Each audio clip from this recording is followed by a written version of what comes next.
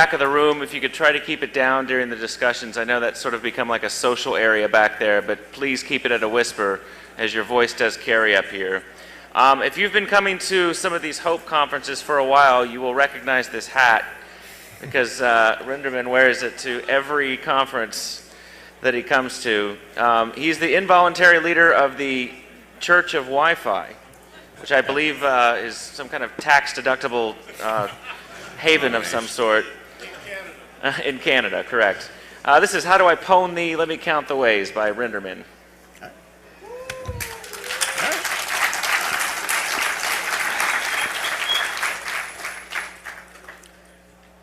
Okay. So can everybody hear me okay? All right, I see some thumbs up. Okay. I am Renderman. Many of you probably know me, or I probably owe a drink to, in which case I won't be seeing you later. I will warn you, I don't think my dinner's agreeing with me, but I do have a bucket over here, so if I do make a quick run, it's nothing personal. This talk is where I start getting literary with my titles. It's called How Do I Pwn Thee? Let Me Count the Ways. And it all started out with a conversation I had with a guy named Dino from South Africa at a convention in Toronto called Sector. We both kind of noted that the workforce, the business workforce that's out on the road a lot is increasingly mobile, increasingly using and relying on wireless devices.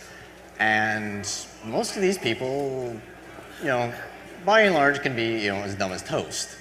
So there's an awful lot of opportunities for these people to, make your BOFH job kind of difficult because they're away from, your ability to smack them around and enforce the rules. They can disable things, they can do stupid things. And it's actually a rather terrifying when you look at it, how easy these people can usurp all of the security measures you put in place. This is by no means an exhaustive list. If you have any suggestions at the end, I'd love to hear them. And as part of full disclosure, I will say that there is probably not any terribly new wireless content in here. There's, it's just sort of an accumulation of everything. Probably some things that, angles you haven't thought of before, but just in case anyone was expecting, some brand new 0 day or something like that. Sorry. Meet Bob. Bob works for Widgets International selling widgets. Fancy that. He travels to customer sites, he's always flying everywhere. He's the guy who knows every article in the in-flight magazine and, the kind of guy you see at all these airports that's, he's got the 500 club pass to get into the lounge and everything like that. Whether you're sitting back in cattle class and everything, he's getting, samosas up in first class. The kind of guy you just like to hate. Is it me? How many of you actually work with anybody like this who has a sales force like this? Wow, that's a fair bit. As you probably know, Bob can be your worst IT nightmare. So, he kind of likes to think himself tech savvy. Oh, look at this fancy ass laptop I've got. I can, oh, it's nice and shiny and big. I have absolutely no idea what's in it, but look at it, it's shiny. Really, he just knows enough to get access to his porn. That's about it. That's all he really cares about too. And he can be your worst nightmare. In this particular case, our fictitious Bob is going to be our worst case scenario. The absolute worst possible user you could possibly imagine at your business. So let's pwn Bob. We're not going to touch him. We're not going to, punch him in the face, steal his wallet or anything like that. We're just going to say, okay, just for instance, you're a board hacker going to a conference in New York or Norway or some such case. And you're sitting in the departure lounge. You've got an hour and a half to kill. You see this guy across from you pounding away on his laptop, looking like he's so important, Bluetooth headset in. Yeah, when a hacker gets bored, bad things tend to happen. So let's kind of say, let's see what we can do to him. First and most obvious, he's sitting there working on his laptop. So you've got a laptop, tons of private company information that not only do you now have to worry about mortar searches for all that information, the guy sitting across from you can be doing just as many bad things. Bob will connect to anything, hotspots at train stations, airports, hotels, wherever. the Linksys global network, I'm sure you're all very familiar with. Yeah. And I'm not saying by any means that there's 500 networks, many of which are open around this hotel, but he's the kind of guy that would take advantage of this. One of my favorite stories actually is, despite this being a felony, it was a okay, what the heck? There was a new magazine article where they're giving an interview with I think it was Steve Ballmer, and they were at a hotel for some conference or something like that, and the hotel didn't have free Wi-Fi, or they didn't have Wi-Fi in the hotel. So they're trying to get some work done. They're trying to figure out how to get online, and one of the guys calls Bill Gates and says, "Hey, I got an open access point over in my room. Come on down." So there's like some of the top executives going on and using some bakery's access point to get onto the corporate VPN to get into Microsoft. I'm like, here it is, the richest man in the world just admitted to committing a felony. It's like, there's no justice in the world. As I'm sure many of you know, hotspots generally do not encrypt. If you're connecting at a T-Mobile hotspot, a Starbucks or AT&T or whoever they're using now, they're not encrypted. It's a service, but it's a service that anybody can see. If it's clear text, anybody can see it. They can see what you're transmitting, unless it's like SSL or VPN or something like that. The other thing is, they're also free to inject, because, I can see what you're looking for and do interesting things to respond to that. If you're not using a VPN at one of these hotspots and you've got company data going over it, you're screwed. You're gonna get boned. You've got company secrets going through the air to anybody within range. Bob probably doesn't know this. Bob is probably more worried about the fact that he can, get his email from his wife or kids, or access to whatever porn sites he's got with him, and not thinking about the company's assets. He's not thinking about the fact that he's got this, database sitting there on an open share on his computer that, oh, gee, he doesn't have a firewall. Anybody who's on the local LAN, also connected to the access point, can now start browsing his shares and, ooh, gee, look, customer list, costing for products. This could be very interesting to other people, particularly if you happen to be sitting in an airport departure lounge and you see your competition sitting across the way. Right. The usual man-in-the-middle attacks, password snarfing, all that's applicable. But a really telling example is at DEF CON 15 last year, there was about 20 access points a couple of days before the conference. There was about 20 access points that had the SSID of the hotel's network. By Saturday night, there was 150. Who's going to play Russian roulette with that? How do you know that the access point you're connecting to is actually the hotel one and not somebody just doing something nasty? Most of these hotspots don't do any authentication. They might ask you for a username and password, but there's nothing verifying, no certificate coming back saying, yes, this is me, this is an actual hotel network, no verification or anything like that. And at best, you might see, oh, it's a MAC address that's written on the sheet in your room. Well, that could be easily spoofed too. You also have to think, the attacker's on your local network. He's sitting right next to you for all intents and purposes. If you don't have a firewall up or anything like that, it's like the guy sitting in the cubicle next to Bob back at Widgets International. So all the attacks that usually would be mitigated by firewalls suddenly apply. And that's not even to speak of things like the driver vulnerabilities that have come out recently that, who knows what kind of fresh hell can be unleashed with that stuff. When I was in Norway for a conference back in February, I had basically had the worst travel experience possible, between canceled flights, airplanes having to turn around because the pilot comes on and says, yeah, we've got a broken plane, we need to get a new one, after you've been flying for an hour in this thing.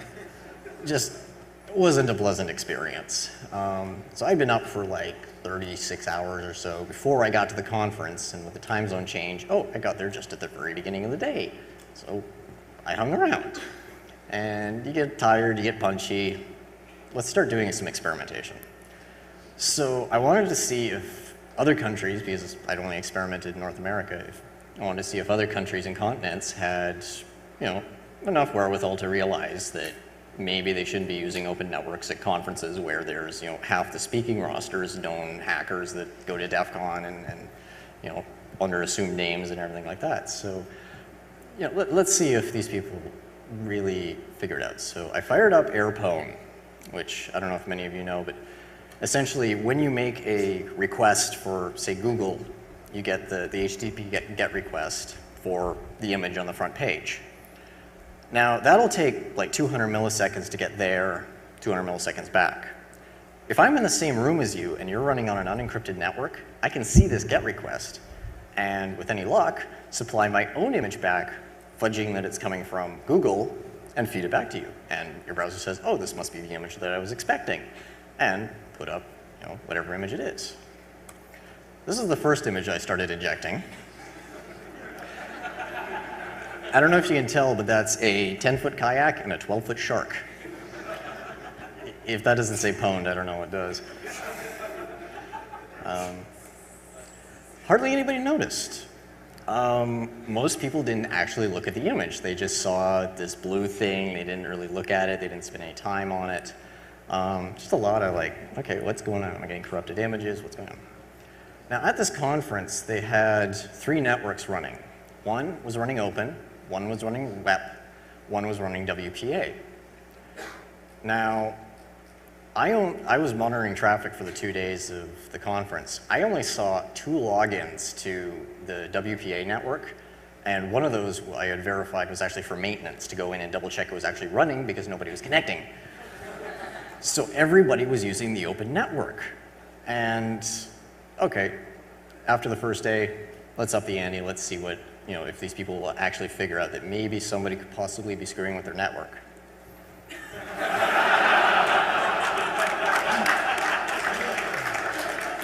Grabbed the camera, took a picture, started up, injecting that. They got the hint, and I didn't get punched. There were some people coming up to me who, they've got their corporate webmail open, and they're looking at it like, what are you doing? How are you getting into my laptop? What are you doing to me? Like, what did I do to you? And I'm like, come to my talk, I'll explain. And actually, Roger Dinkeldine from the Tor project had asked me to continue doing this through the rest of the weekend because it fit very nicely into his talk about Tor and how it can actually be used to mitigate against something like this. But in this particular case, I'm just injecting my face. What else could I inject? JavaScript, change DNS entries, well, the classic one that AirPwn originally started with was injecting Goatsy at DEF CON. So, yeah. Yeah, that one actually confused a lot of people. People were thinking it was DNS poisoning or something weird like that. They didn't think actual, literal man in the middle through the air. And the fact that this is a valid attack vector still is kind of scary, that people are using an open network. Karma is another one that can turn around and bite you. I don't know if, is everybody familiar with Karma? A little bit? Okay. Essentially what it is when a laptop with Windows or whatever is trying to connect to, is out of range of its home networks. There's that preferred list that it says, automatically connect to whenever you're in range. Well, it's sitting there beaconing, looking for these networks. Karma says, oh, that's me. Here's an IP, here's how to connect, and generally it will. A Windows laptop will. So now I've got a direct connection to you, because now I'm on the local network. Hotspotters does the same thing, but it emulates pay-for-play access points, presents your nice login page and everything like that. Metasploit has some new tools for this sort of stuff. Simple Nomad has 3 years ago had a talk at ShmooCon 3 years ago. Had a talk called Hacking the Friendly Skies, where he pointed out, you're at 30,000 feet inside a big metal tube away from any other sources of interference. Yes, the stewardesses tell you to turn off your wireless, but that idiot in first class that's Bob sitting there typing away at a letter or something like that doesn't necessarily listen to that or necessarily know how to turn off the wireless. So he's sitting up there broadcasting, looking for networks. There's no way in hell he's going to find them at 30,000 feet. Except for the guy back in economy who fires up Karma or something like that and connects up to the guy in first class. Oh, now he's browsing his shares. Oh, this guy works for this company. Oh, here's a customer database. Oh, here's a memo that went around or something like that. And I don't know if any of you guys seen Simple Nomad, but he's not the kind of guy that you would expect to wear a suit all the time, you know, big long beard and everything. Great guy, but just not one of Bob's usual kind of people he deals with. So Simple has some great stories about going up into the guy in first class, seeing the laptop open. Hey, Bob, how's it going? You know, how's the kids? You know, oh, did you get that memo about that thing? And this guy's looking, and he's like, who are you? How do you know all this?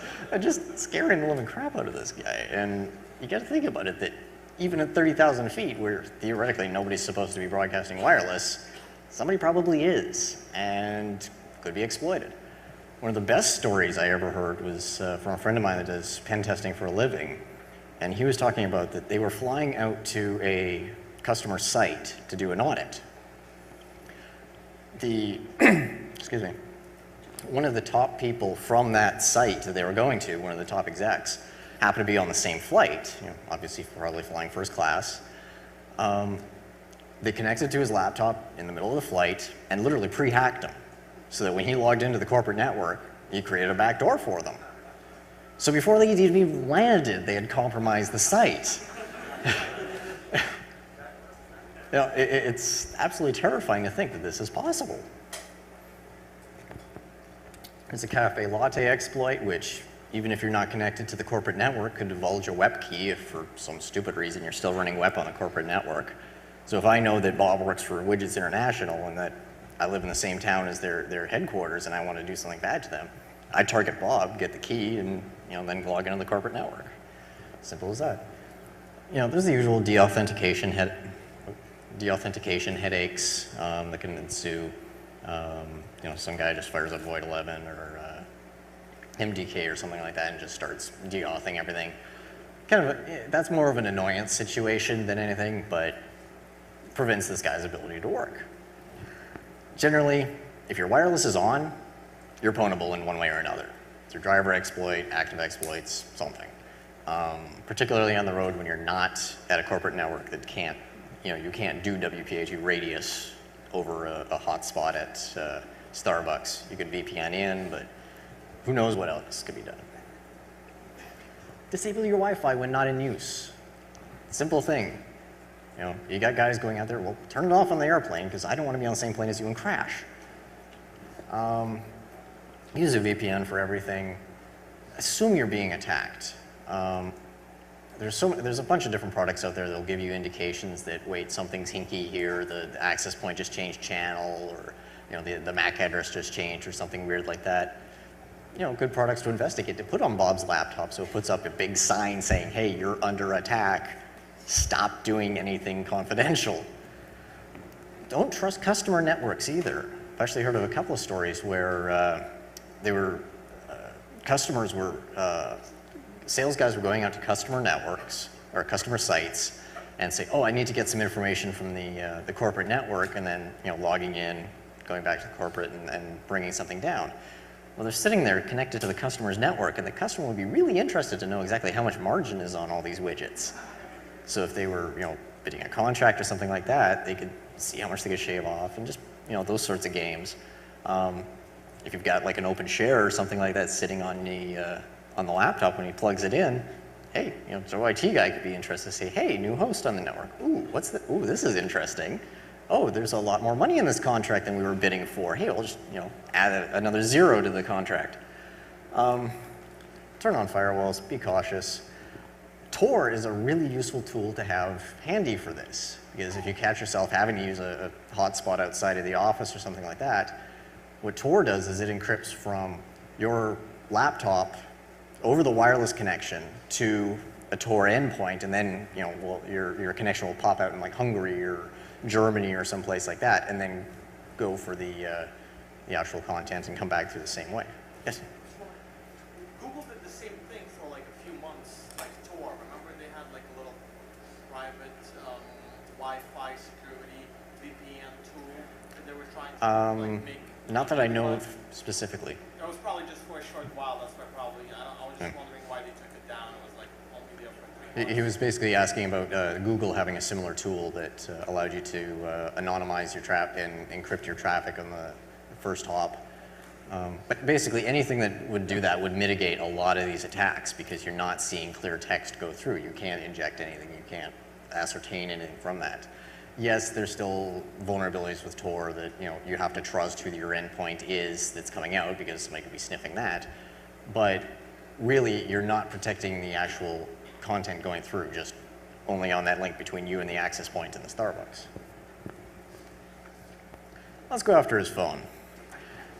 How many of you guys have, and ladies, how many of you have sales guys that seem like they've got their phone permanently welded to the side of their head and you really, really hope these things actually give brain cancer? Okay, fair number. How many of you have the sales guys with the Bluetooth headset permanently welded to their head? How many of you hate those things as much as I do? A lot of hands, okay. Bob loves it. He's got his headsets, he's got his phone. His bank, every time he does a transaction online, sends him a one-time passcode over his SMS that he then has to enter to verify the transaction. A really reasonable system. He also keeps, private company information on his phone, directory listings, that sort of stuff you typically find on a corporate phone. Now with Bluetooth, if the phone is on and discoverable, it's probably got a default PIN on it. How many of you have changed your default PIN? How many of you hadn't? Why did you put your hand up?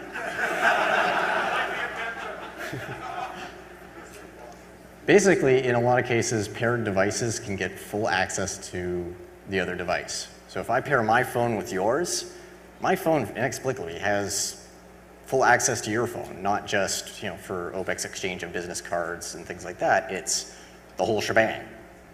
Why I need that much access, I don't know.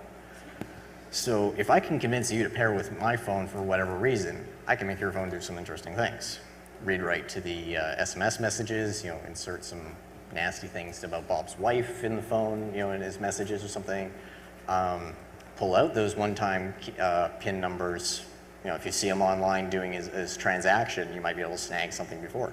I've talked with a couple of people who've audited systems like this, and they had to basically sneak a sniffer into the office and wait for the executive whose normal thing was to check his stocks and check his bank accounts before the end of the day to get the code and prove to him that, hey, there's a portion in this loop that is vulnerable that I can get in, get this passcode, get to the website, and do something before you do.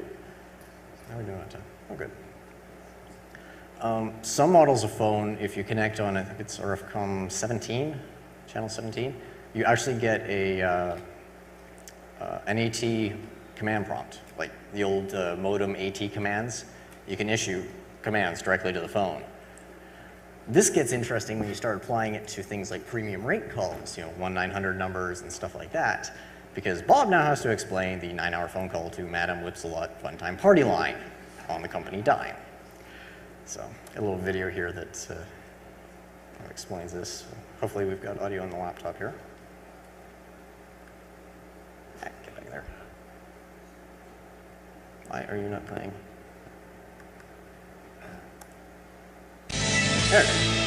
There we go.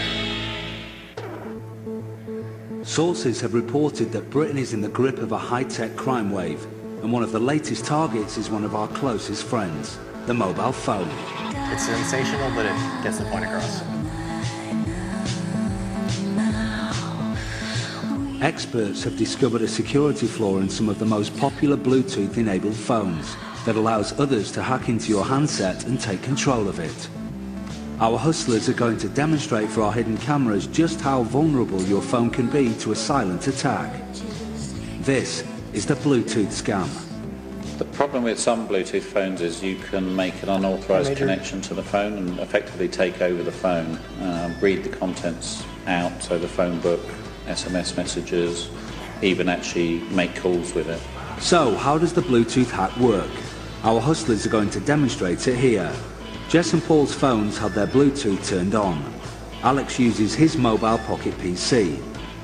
Because of a security flaw in Jesse's phone, he is able to locate the Bluetooth signal, hack directly into the handset, and take control of it. Now he can make a call from Jesse's phone to Paul's phone. This technique is known as bluejacking. The Bluetooth hustle works by using the Bluetooth feature on mobile phones. It's a very modern, very useful, very easy piece of technology. They can connect to your phone without you knowing it. Your phone will not even show that it's connected to something. They're now ready to test it on the public. Alex has set his pocket computer to search for Bluetooth signals. Now he's pinpointed a mark with an enabled handset. He can go for the hack. Now he's in and making a call using the mark's phone. But where's the actual scam here? It's in the number that Alex is calling from the mark's phone. Our hustlers have set up their own premium rate line where calls are charged at £1.50 a minute. So this guy is having the money taken from his pocket, but he's totally oblivious. And if the mark doesn't realise his phone is calling the hustler's premium line, during his journey between Manchester and Liverpool, he will lose £75 in call charges. Ouch. So, if Alex spends some time here, he can really take home the bacon. In an hour, he manages to target 20 phones with an average call time of 15 minutes, making him a grand total of £500. Our hustlers have proved for those with the technology and the know-how, this is a really money-spinning scam. The simplest and best way to protect yourself against this scam is just simply to keep your Bluetooth turned off unless you're actually using it. If you do not switch off the Bluetooth feature on your phone when you're not using it, you're in danger of somebody finding a way in. So as you can tell, that's from Britain, but and Bluetooth over there is just so much more popular. It's absolutely crazy.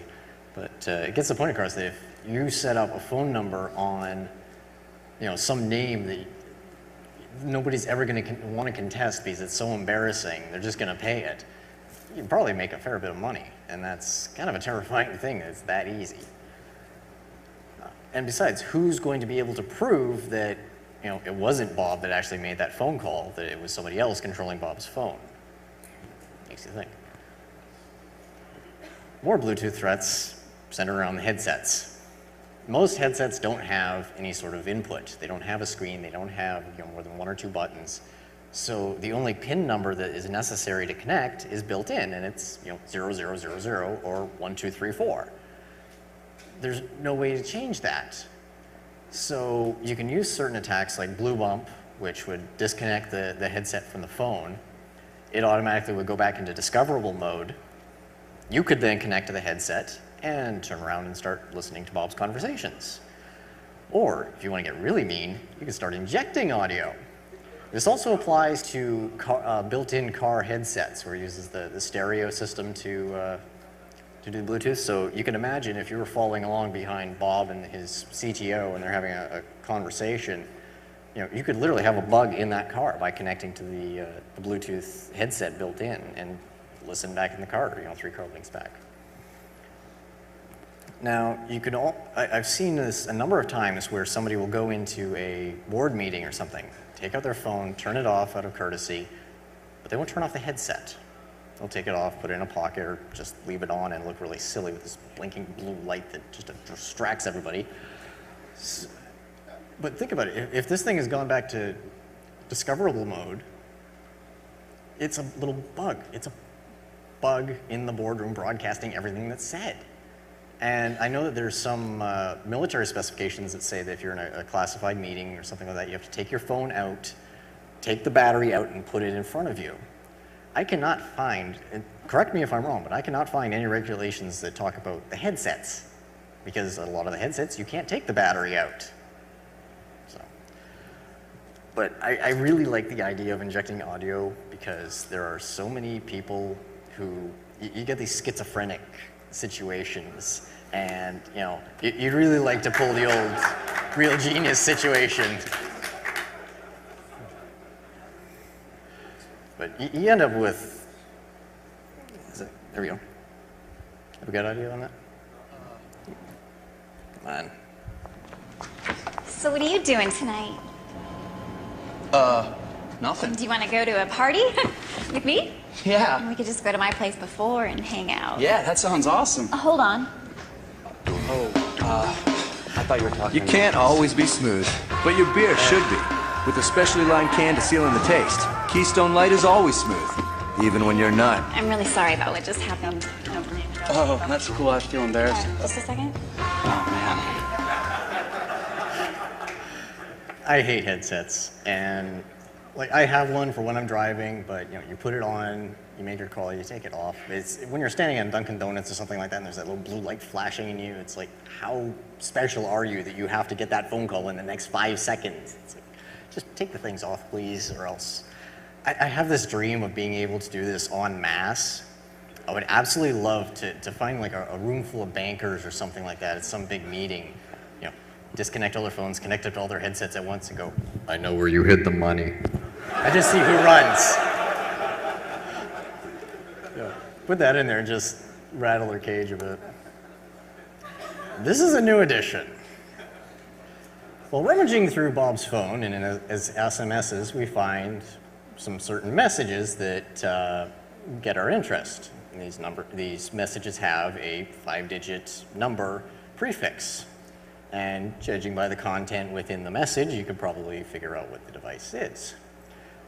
There are some things that should just not be wirelessly enabled.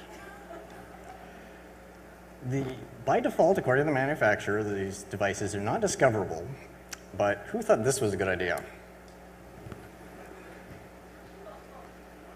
Have you figured it out yet?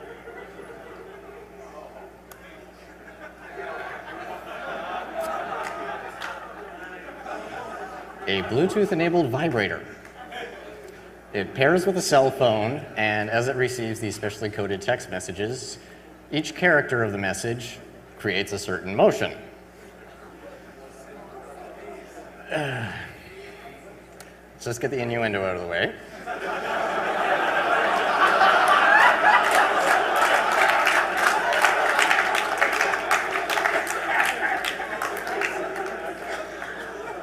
We're all good? Any suggestions? Okay. Basically, teledildonics, which is the study of like long-distance sex, seriously, they have not looked at security in a lot of cases. It's kind of terrifying. This is kind of an extreme example of a bad idea.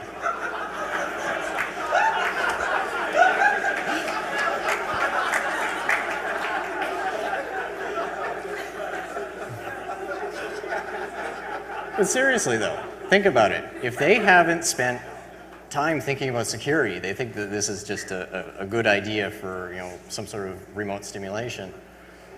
What about if we're hijack Bob's phone and send messages on his behalf? Or if we're near enough to his wife, we can connect to the device directly and send messages ourselves. Does that count as a sexual assault? What implication does that have if, oh honey, thanks for sending me that message at 7 p.m. last night? I didn't send that. Well, think about it. What would that do to relationships? That could get really awkward, weird, and probably disastrous. You know? I'm just thinking from a purely technical standpoint, if it's reacting to the characters available in an SMS, what about non-printable characters, control characters, things like that? You know, is there the possibility for physical harm with something like this? I'm adding that to the previous slide. So buffer overflow. But this is actually something to consider. You know, we're moving into an era where we're on that really slick slope of the curve that this technology is showing up in, you know, all over the place. That should this be wirelessly enabled? Nobody seems to be asking that question. It might seem like a good idea, but you know, is it? Seriously, I would love if somebody could like front the cash to get one of these things. They ain't cheap. And shut up. No, but if something like this could show up at like a DEF CON Wireless Village or something like this, tear it apart, fuzz it, like see what the implications are of this. You know, I think it'd actually be very telling to see how this other new field has not thought about security. So, How do you stop Bluetooth threats in general? Just turn off Bluetooth. Like, how many of you use Bluetooth on a regular basis? How many of you find you have really crappy battery life when you do? So turn off the Bluetooth and you get better battery life. If you're not using it, then just turn it off. Change the default pin if you can. Some new headsets you can actually plug into a USB and actually interact with them and change the pins. But in general, most headsets, it's a default. I like what Motorola has done where it's only discoverable and will accept connections when you've held down the button for a few seconds, and it puts it in discoverable mode for 60 seconds. If possible, limit access to what parts of the device, a connected device can get to. Does somebody need access to your phone book if you're just trying to exchange a business card or to your SMSs or something like that? If you can limit exactly what they're capable of, you won't have nearly as much fear if somebody is using this. And just in general, consider the security implications of bringing these devices into a possibly secure environment. I know a lot of government and military has probably thought of this, but there's probably some companies that haven't. And hopefully talks like this will get some of that attention there. Let's go after his keys. Bob has one of those RFID prox cards for his office. Carries it on a lanyard, sitting on his belt, along with his the other side of it is his picture ID. If you really want an interesting talk, check out Johnny Long's No Tech Hacking. He has a whole section on being able to photograph and replicate those badges. How many of you actually use these at the office and have them accessible all the time? Right? How many of you know that a lot of those, if you haven't set them up in about the last 5 years, their legacy system can be easily cloned? Just a few of you. CQ.cx. Jonathan Westhughes built a neat device. This is actually just his first version. He's actually refined it beyond, but essentially what it is you push one button, wave it in front of an RFID tag, it copies the number, push the other button, emulates it, and reads it back. So I just go up and behind the boss, the head of the company, or the other person who has entire access to a building, the janitor, go, hey, how you doing? Good job, beep. I now have his key. I go up to the door, beep, it lets me in. What's that? Tiger team. Tiger team kind of stuff.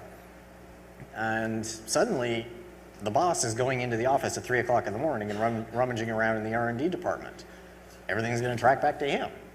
Now, this is where you need to have multiple factors of authentication. If you have a security guard standing there too that sees somebody he doesn't recognize using the boss's ID, they might actually stop them, provided it's not just some little minimum wage job where it's there for show.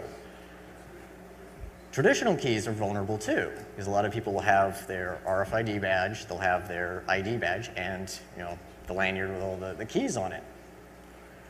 Photographing these keys, if you can do it surreptitiously, can actually reveal what the bidding is and how to replicate these keys. If you know the kind of lock that's in the door, if it's a Schlagweiser, Kwikset, or higher end or whatever, you can actually photograph and see the bidding, the bumps on the key, and know what the code is for that door. This gets really interesting when you start involving things like, safety of democracy, with the Diebold now, what the heck's their new name? Mouses. Premier Election Systems, that's what it is. They got caught with their pants down a couple of years ago where through their online store you could order additional keys for the Diebold machines. But this is the actual photo. That's the actual bidding of every key for every machine out there. And it was on their web store. So what happened was this guy saw this and he's like, I recognize those keys. That's the same as what we used to use at the mini bars in the hotel I used to work at. I might have a few blanks around. Gets the blanks, takes a look at this bidding, gets out a file, files down to what he thinks is the approximation, sends it to some of these guys doing audits on these machines, and lo and behold, is that working? I have all sorts of fun videos here. There. This is a key that not from Diebold, hand cut, first try. That's the memory card access slot that gets access to the memory card that stores all the votes. So, Bob's passport. Bob travels internationally a lot. there's some implications, particularly if he's got the new RFID passports, which have this little logo on them. How many of you have those? All right, most of you, yeah, a few of you. You will, basically, there's no way to not get one in the near future because they're federally mandated. It's the new design. The encryption on these things is not very strong. They're also very easily read. The tinfoil hat solution that they came up with, because when they put these out for like a request for comments, there's like 2,000 comments all against and like 2 for it. So what their compromise was, okay, we'll still have the RFID, but we'll put a metal foil layer in the front and back cover. Now, this seems like a good idea, except that it's self-defeating. I don't know if you can see, but down in the corner, the passport with the metal foil in it naturally wants to pop open about an inch, which is enough to read the data from it. So their tinfoil hat actually is self-defeating because it increases the stiffness in the cover, and it naturally wants to pop open. So, and I'm going to just run that video once again. And you can see, he pushes it down, the data stream stops. Now it's reading, stops. Then it starts reading, and he pushes it down again and it stops. So if you've got this thing in a purse or a loose pocket or something like that, the whole point of the tag of the tinfoil hat to not be able to be read, to have the passport not be able to be read until it's actually presented at a border, is negated. There's all sorts of implications and conspiracy theories about the RFID and the passports. You have to admit, there's a very short range on these things. So it's not like somebody's going to be reading, you know, across this room sort of thing. It have to be right next to you. The encryption could be better. They say it's a fairly long key, except that they're using factors like the passport number, which are sequential, birth dates, which there's a very limited key space, and other bits of information that you can really narrow down the available amount of key space on these things. The other thing that is of interest, I've actually talked to the #2 man in charge of passports with the US State Department. There is actually no rule that says if your RFID-enabled passport's RFID chip doesn't work, that they have to refuse you access to the border. You'll get increased scrutiny, but it is still a valid legal document for, was it 10 years down here? Canada is 5. For 10 years, that passport is still good, even if the RFID doesn't work. So liberal application of a hammer, you know, can negate a lot of the possible issues with this. Willfully damaging it is a felony. I fell really hard.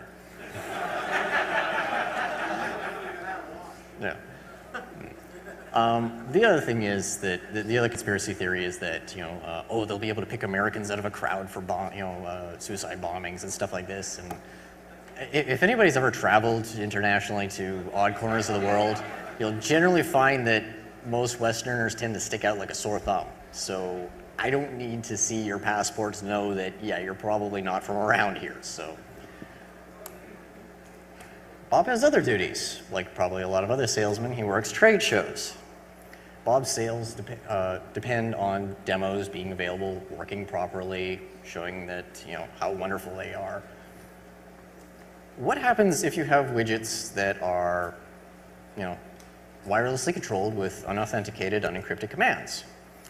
Don't try this at home because these guys actually got banned. Motorola's focus is about making sure that we deliver devices for the consumer. Try that again. Motorola's focus is about Motorola's focus is about making sure that we deliver devices for the consumer. And you can just wait a moment because I think some of the screens have just gone down.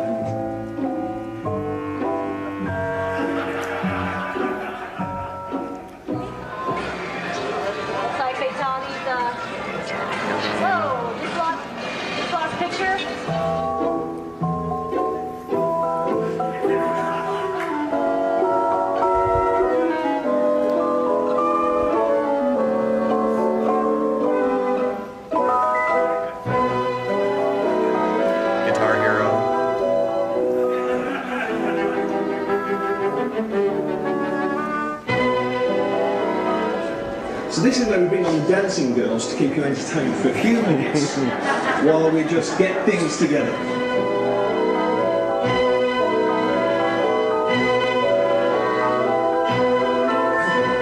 I think we're going to ignore this screen and we're going to get going on the rest, so I do apologise for the technical hitch. Let's take a look at what he got up to on his trip to Vegas. Hey, Jeremy, thanks for the camera phone, thanks for the credit card. I'm going to do my best to spend your money wisely and show off what your phone can do for your conference in Vegas. Mid-air, 2 to 0. Just lost picture one more time. 1, 2, 3, go! And they're off, ladies and gentlemen. What you're witnessing here is broadband history in the making. On next way, we have the control here at Lane Park.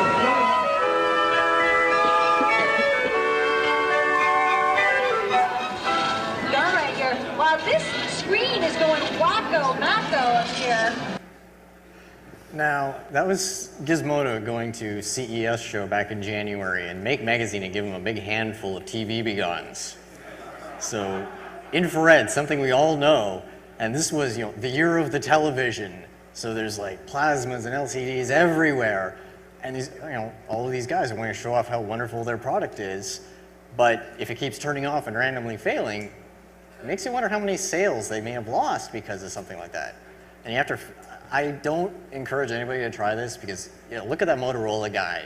He was standing there trying to do his job, sell his product, and, you know, some guy in the front row is screwing around with him. It's like, that's just not cool, I'm sorry. I mean, the big wall of TVs, okay, that's one thing, but if you're actually causing somebody grief and, you know, possible lost sales and stuff like that, that's just not kosher to me, I'm sorry. Now, if you're also at a trade show, typically these guys will have laptops with them for demos, etc. This is a situation I found myself in at ShmooCon a few years ago. An unknown vendor had a laptop showing off their product, a very expensive product. I was standing in line waiting for registration to start, and, you know, I get bored easily, and I'm standing there waiting for registration to open, like looking at their product, and I'm like, oh, that's interesting. And they got all these little USB hubs that they're giving away. They light up, and they've got them all daisy chained together, and they need to provide power to show that they light up. So I had them plug into the demo laptop. So I fish around in my pocket, and I find that I have my USB switchblade with me. Basically what this does is upon insertion in an XP system or earlier, it auto-executes and dumps all of the passwords to the drive out of memory. It basically runs like a CD auto-run. So I had a couple of friends distract the sales guy. They've got all these hubs there. Click. Click. And I had an entire dump of all the passwords they had on the system on here. I'm not content to just go neener, neener, neener. You know, look what I got. I go for show. If you're going to make a point, you got to make it big. So borrowed a projector, took the log, scrubbed the passwords, so it was just only the first couple of characters. I'm not a complete jerk. Borrowed a projector, set up my laptop. The booth next to them was this guy down here, actually. We spun around one of their signs and used it as a screen and proceeded to project the passwords on the screen right beside the booth of the unnamed company. And then I stood up on a chair and basically made the pronouncement that, ladies and gentlemen, remember that you are at a security conference and you have to secure your ports. Not just your network ports, but your USB ports. And proceeded to explain what I had done. The best part was that the woman who was manning the booth at the time, her cohort had actually gone off to lunch and had been warning her, you know, don't connect to the network. There's a bunch of evil hackers around here. You don't know what they'll do your thing. And it was his laptop I got. So, lesson learned, he basically had to report back that there was an incident, but it was a marketing laptop, so they were doing it right. It was a marketing laptop. Before it got connected back to the corporate network, it got scrubbed. So the only thing that was on there was like his personal passwords for like MSN and stuff like that. But you have to think that a lot of these passwords were identical for various uses. One of these could theoretically also cover corporate assets too. So even though it never actually touched the corporate network, there's some conjecture you could make out of that. The major repercussion of this was that the guy had to admit publicly that he had done this and gotten owned. He also had to wear a big foam cowboy hat for an entire day as punishment too. So what have we done to Bob? We pwned his laptop, pwned his data, his cell phone. We pwned his wife, his keys, his demos, his ability to work. And this is all without touching the guy, just sitting across from him in a room. So suggestions of your own, I'd love to hear them. I've got just a couple of minutes left.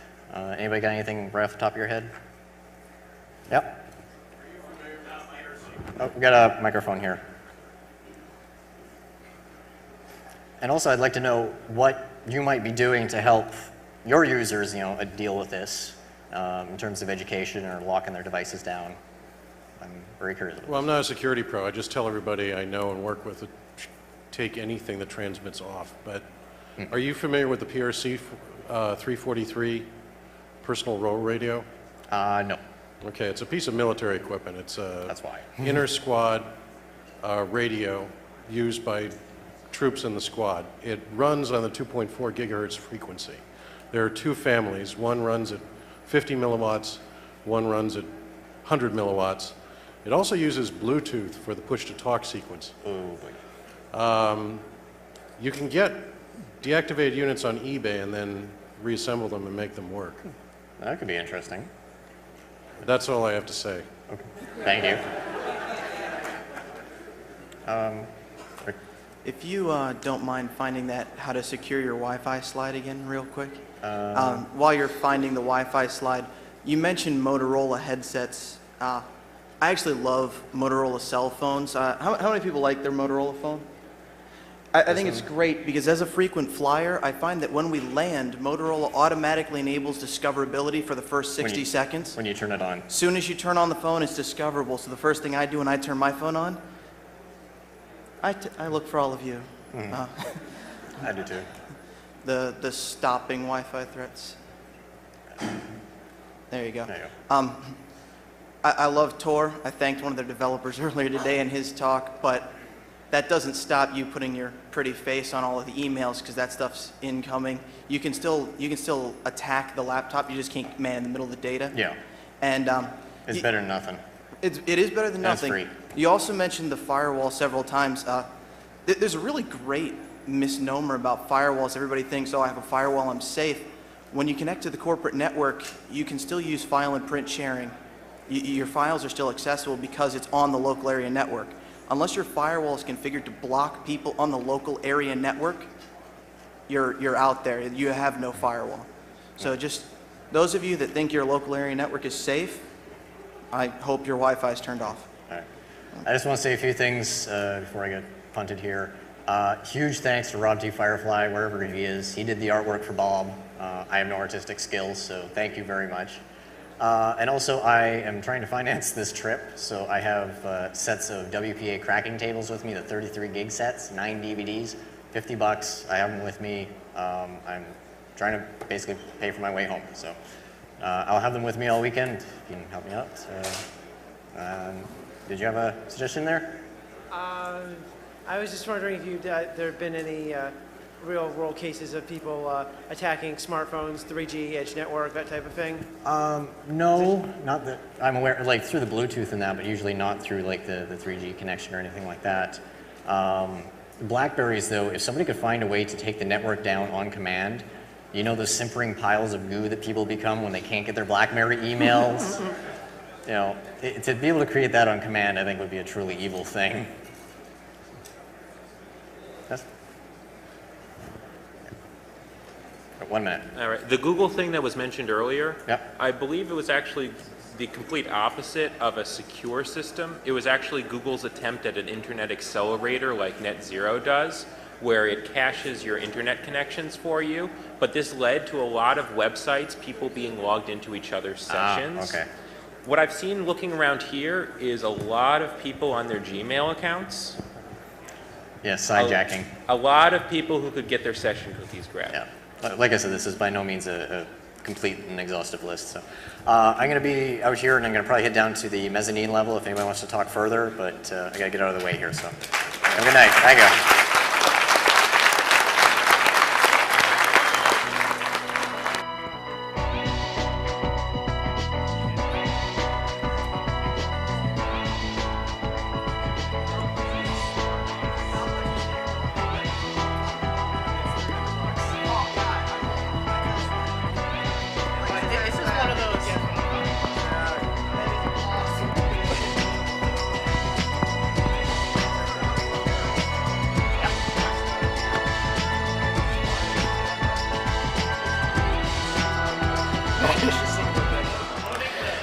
Your worst nightmare. In this particular case, our fictitious Bob is going to be our worst case scenario. The absolute worst possible user you could possibly imagine at your business. So let's pwn Bob. We're not going to touch him. We're not going to, punch him in the face, steal his wallet, or anything like that. We're just going to say, okay, just for instance, you're a board hacker going to a conference in New York or Norway or some such case. And you're sitting in the departure lounge. You've got an hour and a half to kill. You see this guy across from you pounding away on his laptop, looking like he's so important, Bluetooth headset in. Yeah, when a hacker gets bored, bad things tend to happen. So let's kind of say, let's see what we can do to him. First and most obvious, he's sitting there working on his laptop. So you've got a laptop, tons of private company information that not only do you now have to worry about mortar searches for all that information, the guy sitting across from you can be doing just as many bad things. Bob will connect to anything, hotspots at train stations, airports, hotels, wherever. The Linksys global network, I'm sure you're all very familiar with. And I'm not saying by any means that there's 500 networks, many of which are open around this hotel, but he's the kind of guy that would take advantage of this. One of my favorite stories actually is, despite this being a felony, it was there was a new magazine article where they're giving an interview with, I think it was Steve Ballmer, and they were at a hotel for some conference or something like that, and the hotel didn't have free Wi-Fi, or they didn't have Wi-Fi in the hotel. So they're trying to get some work done, they're trying to figure out how to get online, and one of the guys back of the room, if you could try to keep it down during the discussions. I know that's sort of become like a social area back there, but please keep it at a whisper as your voice does carry up here. If you've been coming to some of these Hope conferences for a while, you will recognize this hat because Rinderman wears it to every conference that he comes to. He's the involuntary leader of the Church of Wi-Fi, which I believe is some kind of tax-deductible haven of some sort. In Canada, correct. This is How Do I Pwn Thee? Let Me Count the Ways by Rinderman.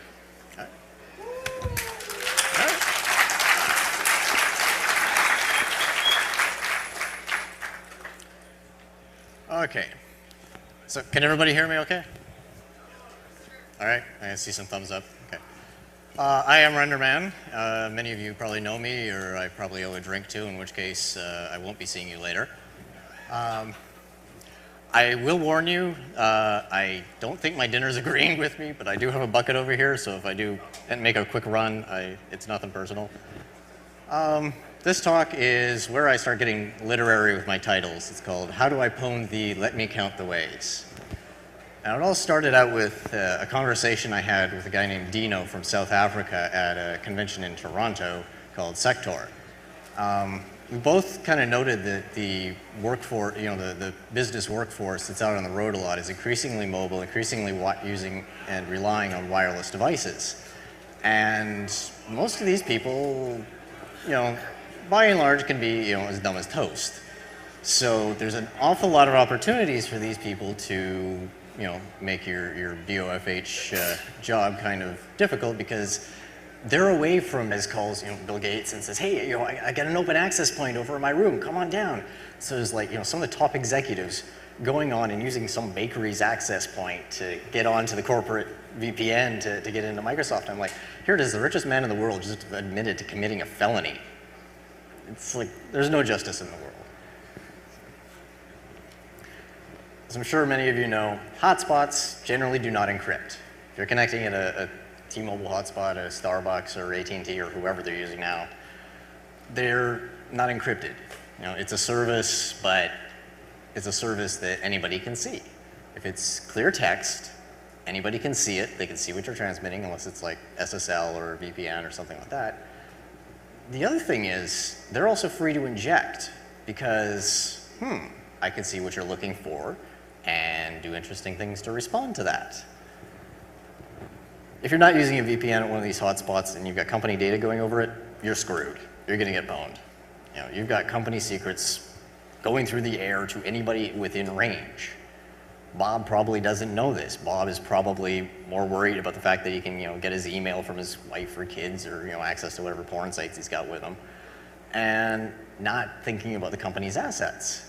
He's not thinking about the fact that he's got this, database sitting there on an open share on his computer that, oh, gee, he doesn't have a firewall. Anybody who's on the local LAN, also connected to the access point, can now start browsing his shares and, oh, gee, look, customer list, costing for products.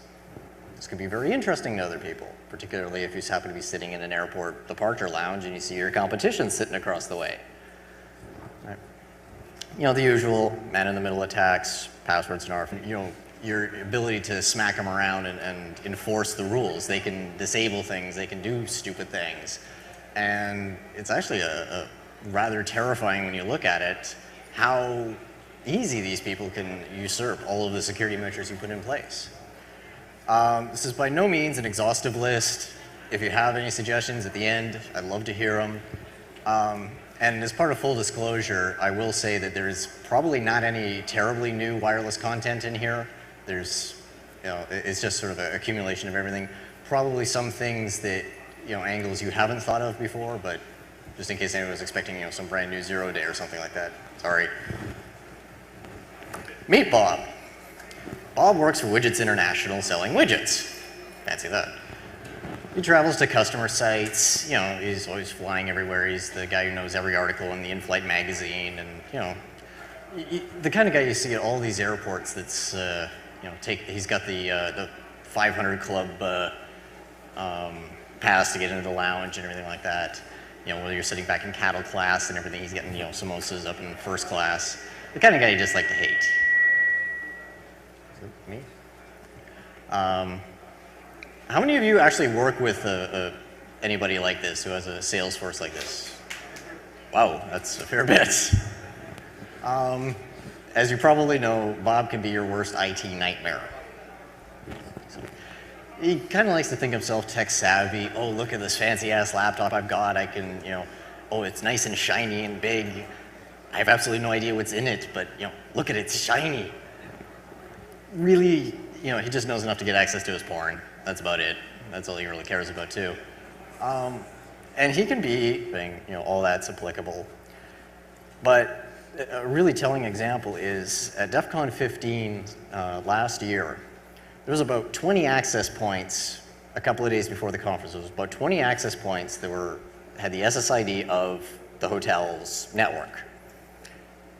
By Saturday night, there was 150. Who's going to play Russian roulette with that? How do you know that the access point you're connecting to is actually the hotel one and not somebody just doing something nasty? Most of these hotspots don't do any authentication. They might ask you for a username and password, but there's nothing verifying, no certificate coming back saying, yes, this is me, this is an actual hotel network, no verification or anything like that. And at best, you might see, oh, it's a MAC address that's written on the sheet in your room. Well, that could be easily spoofed too. You also have to think, the attacker is on your local network. He's sitting right next to you for all intents and purposes. If you don't have a firewall up or anything like that, it's like the guy sitting in the cubicle next to Bob back at Widgets International. So all the attacks that usually would be mitigated by firewalls suddenly apply. And that's not even to speak of things like the driver vulnerabilities that have come out recently that, who knows what kind of fresh hell can be unleashed with that stuff. When I was in Norway for a conference back in February, I had basically had the worst travel experience possible between canceled flights, airplanes having to turn around because the pilot comes on and says, yeah, we've got a broken plane, we need to get a new one, after you've been flying for an hour in this thing. Just wasn't a pleasant experience. So I'd been up for like 30